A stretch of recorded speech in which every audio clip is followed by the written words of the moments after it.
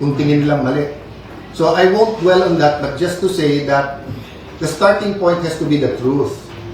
And ang problema, if you're on their side, dun sa 11, na 11 po kayo, kasi po sinasabi nila, wala silang chance na magtanong, magpaliwanag. Wala pa nga ho dun eh.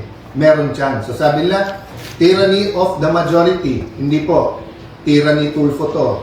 Tyranny Lacson. Nice. Tyranny Pangilinan. Tyranny Ontiveros.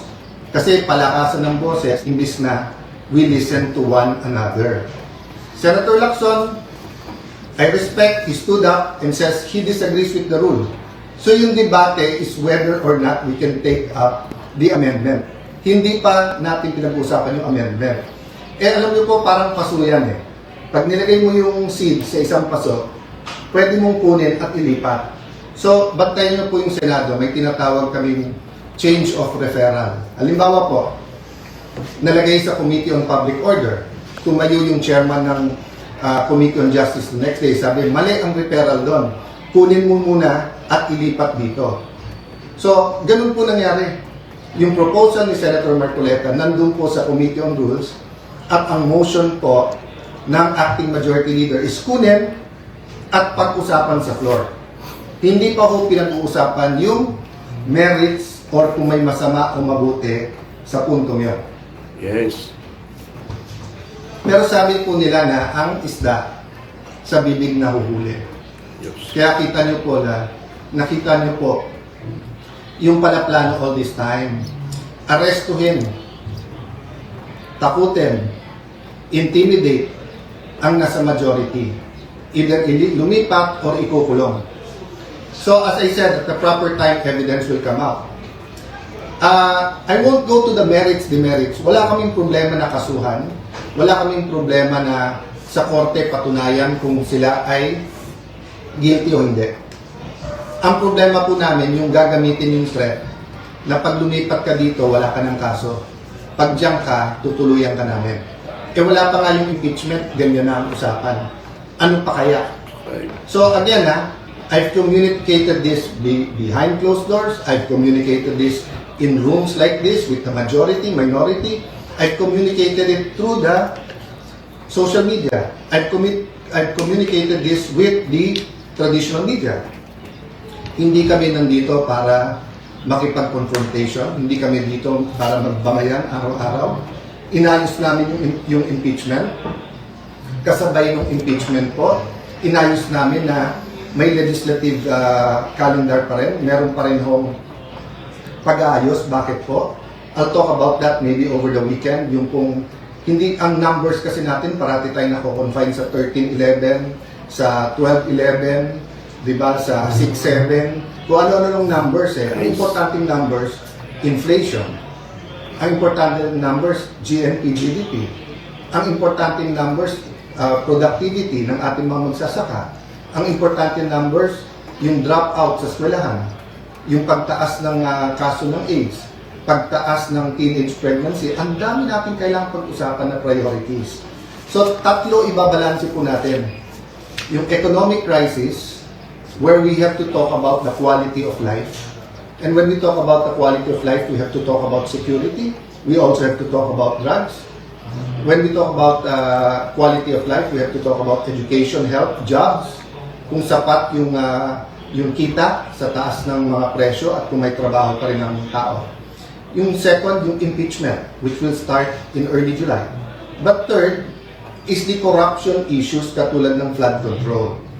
So we finished a caucus over lunch and we agreed, subject to some minor discussion pa among our chairpersons and the paperwork, that a subcommittee will be formed sa flood control and Senator Marcoleta will issue the notices on Monday para ituloy na sa Thursday yung flood control scam hearings. It will be impartial and we want the whole truth and not only some truth or some true, some not true to come out. Kung makikita nyo, may conflict na kagad. Sabi ng ombudsman, meron mastermind. Sabi ni Senator Lacson, walang mastermind. Sabi ni Senator Lacson, ito yung mga dapat hindi imbitahin. Sabi naman ni Senator Marcoleta, ito dapat imbitahin. So I'm inviting the whole public, bantayan niyo Senado. In the same manner that we are on trial when we have the impeachment, we also have to hold everyone accountable pagdating dito sa flood control. Which goes to my second point. The Committee on Public Order, doon po na-assign yung May 11 events that for us led to the May 13. And ngayon, kung sino-sino nag-iimbestiga, sabay-sabay po ngayon nag-iimbestiga, nagsistatement sa Senate. DOJ, NBI, CIDG, may PNP, may CIDG, hiwalay pa sa spokesperson ng PNP, meron pang so Ombudsman, NBI, DOJ, PNP, CIDG, DILG. Agad-agad pumayag kami sa joint Yes. with the DILG at PNP, but at one point, sila na lang. Kami at tahimik para independent. Pero kung ano narinig kong statement katulad nung sa CIDG na imbestigahan daw si Robin at kami dun sa pagtakas ni Senator Bato. Mismong boss nyo na mismong DILG at PNP nagsabi na May 13, wala pa kayong hawak na warrant at pending pa sa Supreme Court kung pwede nga i-serve yung warrant. So paano naging pagtakas yon at paano naging krimen na tulungan siyang makalabas? So kung iimbestigahan nyo ang buong Senate at majority, kailangan yung imbestigahan ng CPNP at SILG. Kasi sila mismo nagsabi, wala namang warrant na isa-serve. So, you know, it's getting crazy. Paulit-ulit na lang kayo na magulo ang Senado. Hindi po ginugulo nyo. Let me backtrack ha. Nung natanggal po last year si Senator Cheese Escudero, lumabas yung anyone but cheese. Anyone but cheese.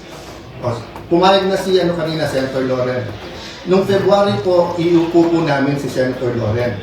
Doon nagsimula yung mga pressure at doon po nag-umpisa na narinig namin na kasama sa deal yung mga kaso. O, sinabi anyone but Loren. O, pag upo ko naman, anyone but Cayetano. To be fair, hindi ko narinig sa Malacanang yan. Narinig ko sa mga kasama natin sa 11. And so far, since May 11 to now, what have we done but try to talk about the bigger picture? To talk about crisis, to talk about values, to talk about God in government, to talk about unity. Bakit kayo takot na yung majority na to ay gawin namin ang aming trabaho? Wala naman kami tinatarget Hindi katulad nung inyong dating majority na talagang tinarget ang Senado para pababain yung rating.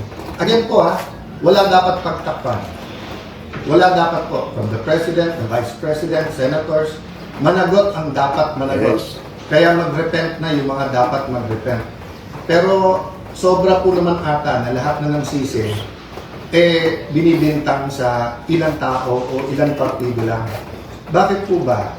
Yung taas ba ng presyo ngayon, pagtaas ng gasolina, yung kawalan ng trabaho, handling ng mga cases ng OFW, yung flood control, yan po ay sisisihin nyo sa opposition, yan po ay sisisihin nyo sa majority ngayon.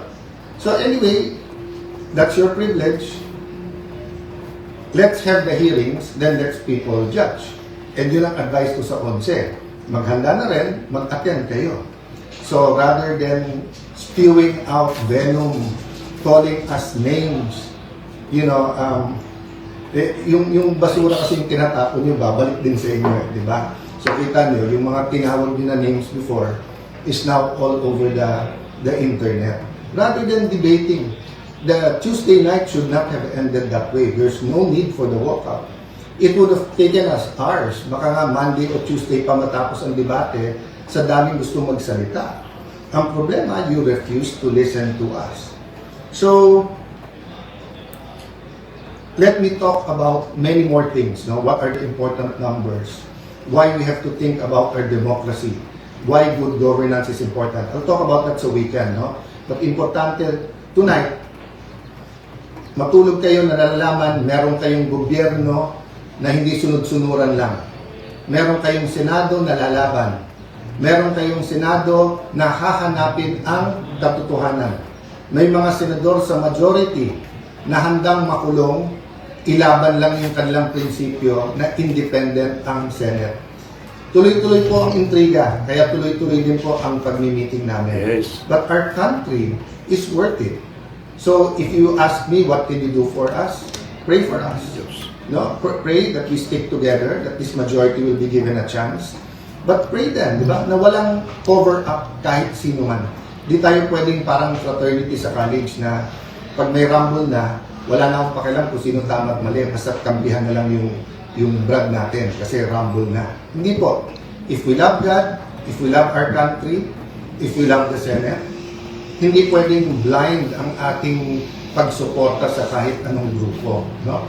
So say a prayer, and habang may oras pa, yung gumagamit ng reins of power, no, for their own purposes. You know, this kind of miscalculation, sabihin nyo, may makukulong, may makakasuhan, we can make your life a living hell.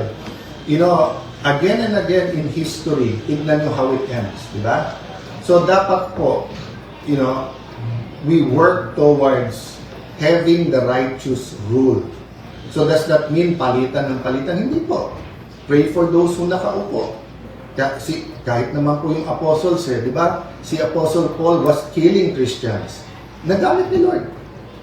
Oh, so ang dami-dami pong example kung saan ang tao na hindi righteous ay pwedeng maging righteous by simply repenting, asking God for revival, restoration, asking God na malinaw kung ano tama at mali. Let me end on a positive note. We're willing to work with the 11. Sila lang naman nagsasabi na this will not work unless tanggalin nyo si Cayetano. Kung ako lang problema, no problem. Ang problema, pangatlo na ako eh. Anyone but Escudero, anyone but Legarda, ngayon anyone but Cayetano. So sinong susunod? Basta't hindi sunod-sunuran sa inyo at sa agenda nyo. Dinideny nila may agenda na palitan ng konstitusyon. But the reality is, in 2023, di ba, muntik na matuloy, it was it 23 and 22, 24, di ba, itutuloy na talaga yung PI eh.